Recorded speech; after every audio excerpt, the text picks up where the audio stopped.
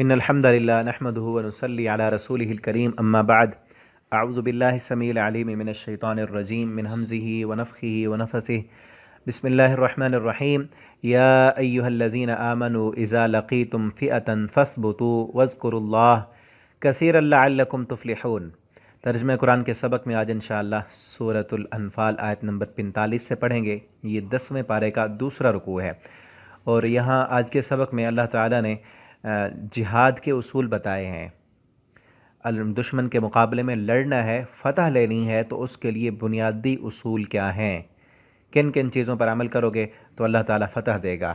تو وہ بتایا جا رہا ہے، یا ایھا الذین آمنو، اے وہ لوگو جو ایمان لائے، اذا لقیتم، جب بھی تم ملو، فئۃً، کسی گروہ کو، کسی جماعت کو لڑائی کے لیے، فاثبتوا، تو ثابت قدم رہو۔ تو کیا کرو؟ ثابت قدم رہو۔ واذکروا اللہ، آپس میں لڑائی نہیں کرنی، وہ پیچھے آ گیا، کل کی سبق جو پڑھا تھا،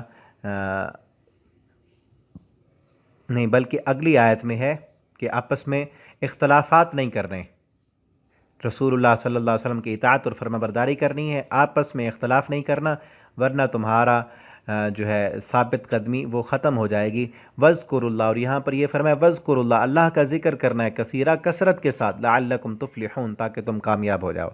کامیابی کی ضمانت کس بات میں ہے؟ وَاذْكُرُوا اللَّهَ، اللہ کے ذکر میں۔ میدان جنگ میں کہیں اپنی تعداد پہ ناز نہ کرنے لگ جانا، کہیں اپنے اسلحہ پہ، اپنے ٹینکوں پہ، اپنی فوج پہ، اپنی ٹریننگ پہ، اس پہ ناز نہیں کرنا۔ کرنا کیا ہے؟ وَاذْكُرُوا اللَّهَ، اللہ کا ذکر کرنا ہے، اور کثرت کے ساتھ کرنا ہے۔ اسی لیے ہے نا، پیچھے ہم پڑھ چکے ہیں، میدان جنگ میں بھی نماز معاف نہیں ہے، نماز وہاں پہ بھی پڑھنی ہے۔ اللہ کا ذکر کرتے رہو گے تو تفلحون، تم کامیاب ہو جاؤ گے۔ تو میرے بھائیو دوستو، جہاں تک میری آواز جائے، اللہ کے ذکر میں ہی کامیابی ہے۔ اور اللہ کا ذکر کیا ہے؟ 5 وقت نماز پڑھیں، نماز کے بعد جو اذکار ہیں وہ پڑھیں، صبح شام کے اذکار پڑھیں، اور ہر موقع کی جو دعائیں رسول اللہ صلی اللہ علیہ وسلم نے ہمیں سکھلائی ہیں، بتلائی ہیں، آپ نے پڑھی ہیں، ان کو یاد کریں اور پڑھیں۔ حصن المسلم ایک چھوٹی سی کتاب ہے، اس میں یہ تمام دعائیں لکھی ہوئی ہیں۔ اس حصن المسلم سے اگر آپ کے پاس نہیں ہے تو میں آپ کو PDF بھی بھیج سکتا ہوں، آپ مجھ سے منگوا سکتے ہیں، اور اگر آپ کے پاس ویسے لے لینی چاہیے، چھوٹی سی کتاب ہے، گھر میں ہو، اپنے بچوں کو سکھائیں، اور اس سے یہ ساری دعائیں یاد کریں۔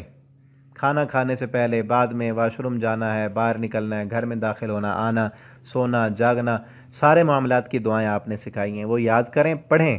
اسی میں کامیابی ہے، جنگ کے میدان میں بھی کامیابی اللہ نے فرمایا اسی ذکر میں ملے گی۔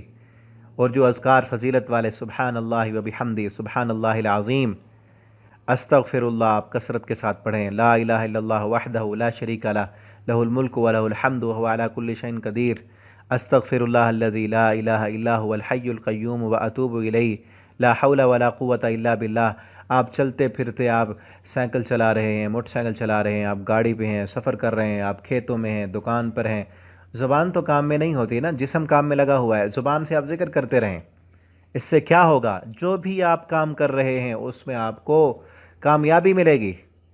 اور یہی بات آگے ہم پڑھیں گے، سورہ جمعہ کے اندر اللہ رب العالمین نے تجارت کرنے والے تاجروں سے بھی کہی ہے کہ وَإِذَا قُضِيَتِ الصَّلَاةُ فَانتَشِرُوا فِي الْأَرْضِ وَابْتَغُوا مِنْ فَضْلِ اللَّهِ وَاذْكُرُوا اللَّهَ كَثِيرًا لَعَلَّكُمْ تُفْلِحُونَ، کہ جب جمعہ کی نماز پڑھ لو، زمین میں گھومو، جاؤ اللہ کی زمین میں، اللہ کا رزق تلاش کرو، اور کیا کرنا ہے؟ وَاذْكُرُوا اللَّهَ، اللہ کا ذکر کرتے رہنا ہے، تاکہ تمہیں کاروبار میں کامیابی مل سکے۔ تو جنگ کے میدان میں، کاروبار کے میدان میں، دعوت و تبلیغ کے میدان میں بھی اللہ نے یہی کہا ہے۔ جب موسیٰ علیہ السلام کو بھیجا فرعون کی طرف، ان سے بھی یہ کہا، لا تنیا فی ذکری، اے موسیٰ میرے ذکر میں سستی نہیں کرنی۔ کامیابی ہر میدان میں اللہ کے ذکر کرنے سے ہے۔ تو اللہ کا ذکر کریں، کثرت کے ساتھ کریں، اور مسنون ذکر کریں، اپنی طرف سے بنائے ہوئے جو اذکار ہیں ان کی کوئی برکت نہیں، کوئی ان کا ثواب نہیں۔ وہی ذکر، وہی دعائیں، وہی الفاظ جو رسول اللہ صلی اللہ علیہ وسلم نے سکھلائے ہیں، انہی میں ہی برکت ہے، انہی میں ہی کامیابی ہے۔ وَأَطِیعُوا اللَّهَ، اللہ کی اطاعت کرنی اور اس کے رسول کی فرمان برداری کرنی ہے۔ وَلَا تَنَازَعُوا، آپس میں اختلافات نہیں کرنے، فَتَفْشَلُوا، ورنہ تم ہمت ہار جاؤ گے، وَتَذْهَبَ رِيحُكُمْ، اور چلی جائے گی تمہاری ہوا، تمہارے قدم اکھڑ جائیں گے، تمہاری ثابت قدمی جو ہے وہ ختم ہو جائے گی۔ وَاصْبِرُوا، اور میدان جنگ میں صبر بھی کرنا ہے، إِنَّ اللَّهَ مَعَ الصَّابِرِينَ، بے شک اللہ تعالیٰ کی مدد جو ہے وہ صبر کرنے والوں کے ساتھ ہے۔ ولا تکونوا کالذین، اور نہ تم ہو جاؤ ان لوگوں کی طرح خرجو جو نکلے من دیارہم اپنے گھروں سے بطرن اتراتے ہوئے، فخر کرتے ہوئے، وریا اور ریاکاری کرتے ہوئے، لوگوں کو دکھاتے ہوئے، وریا الناس لوگوں کو دکھاتے ہوئے، ویصدون عن سبیل اللہ اور وہ روکتے ہیں اللہ کے راستے سے۔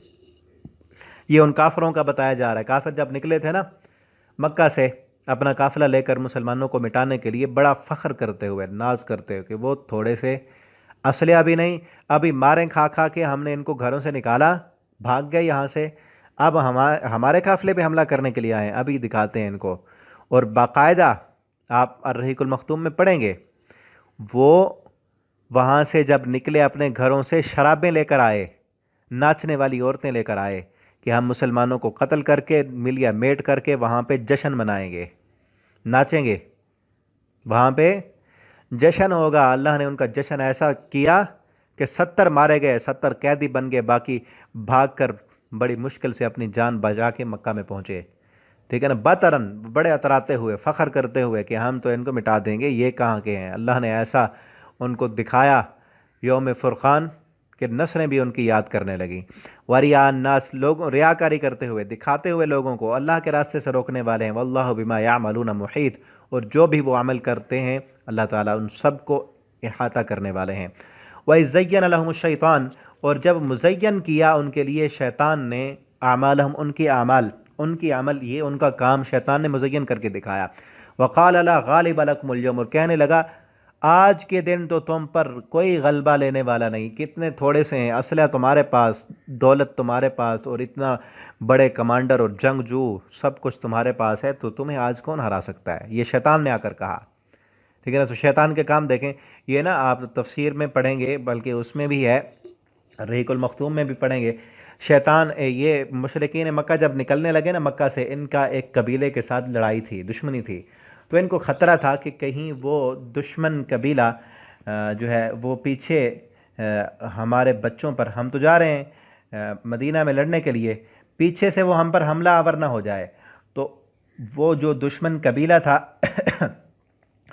اس کے سردار کی شکل بنا کر، بنی کنانہ تھا قبیلہ ایک، اس کے سردار تھے سراقہ بن مالک، جو بعد میں مسلمان بھی ہو گئے تھے، وہ اس کی شکل بنا کے آیا شیطان، اس دشمن قبیلے کے سردار کی شکل بنا کے آیا کہ میری حمایت تمہارے ساتھ ہے، مجھ سے خوف نہیں کرنا کہ میرے قبیلے والے تم پہ حملہ کر دیں گے، ہم تو تمہارے ساتھ ہیں، میں بھی تمہارے ساتھ ہوں، انی جار لکم، میں تمہارا ہمسایہ ہوں، میں تمہارے ساتھ ہوں آج، ٹھیک ہے نا۔ بڑا ان کو ابھارا بھی صحیح، اور اس طرف سے اطمینان بھی دلایا کہ اس طرف سے کوئی خوف اور خطرہ نہیں کرنا، جاؤ تم لڑو، میں بھی تمہارے ساتھ ہوں۔ اور پھر آیا، ان کو ساتھ لے کر آیا، اور جب میدان بدر میں تو اللہ کی رحمت کے فرشتے اترے، اور اس کو تو نظر آ گئے شیطان کو، اس نے تو دیکھ لیے کہ آج فرشتے آ گئے ہیں اور آج تو مار پڑے گی۔ فلما تراءت الفئتان، اور جب اس نے دیکھی جماعتیں، نکص علی عقبیہ، بھاگ کھڑا ہوا اپنے ایڑیوں کے بل، پھر الٹے پاؤں بھاگنے لگا۔ وقال، اور لوگوں نے کہا کہ تو ہمارے ساتھ آیا تھا لڑنے کے لیے، اب بھاگ کدھر رہا ہے؟ وقال انی بریء منکم، کہنے لگا میں تو بری ہوں تم سے، مجھے کوئی تمہارا ساتھ نہیں چاہیے، میں نہیں تمہارے ساتھ لڑنا چاہتا، انی بری۔ یہ شیطان کے کام ہے، انسان کو لا کھڑا کرتا ہے موت کے منہ پہ، پھر کہتا ہے میں تو بری ہوں۔